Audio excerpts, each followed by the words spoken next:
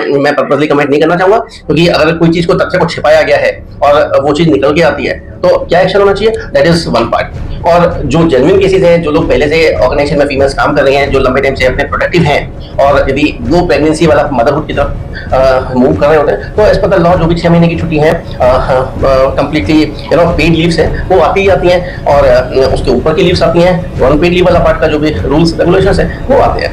Yes, क्योंकि हम लोग स्टाफिंग इंडस्ट्री है, तो हमारे यहाँ पे जो लोग बैक ऑफिस में जो इंटरनल स्पेसिफिकली आईटी को उसके बैक ऑफिस में काम करते हैं, उनके यहाँ विज़िबल जो लोग डिप्लॉयड होते हैं डिफरेंट क्लाइंट साइड पे, जब लोग क्लाइंट साइड पे डिप्लॉयड है तो वहां पे जिस क्लाइंट के पास वो डिप्लॉयड है वो प्रिंसिपल एम्प्लॉयर बन जाता है, तो जितने भी रूल्स एंड रेगुलेशन लीव से रिलेटेड, प्रेगनेंसी रिलेटेड छुट्टियों का वो पार्ट उनके पास से गवर्न होता है। बिकॉज हम लोग वहाँ पे सैलरी प्रोसेसिंग की फीस लेते हैं।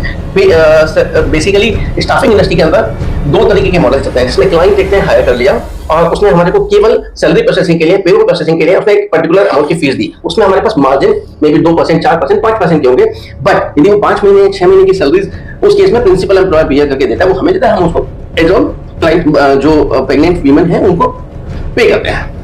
उस केस में आप रिस्क को कैसे कवर करते हैं सर?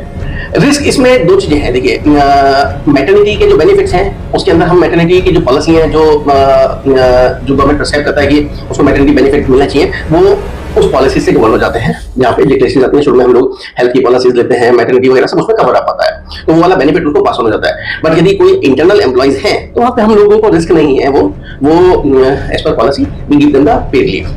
तो फ्रेंड्स, ये था हमारा आज का ब्रॉडकास्ट विद कॉलम मित्तल सर। सर के साथ और भी सीरीज आएंगी। प्लीज सब्सक्राइब माय चैनल और comment and share more. Thank you. Radhe Radhe.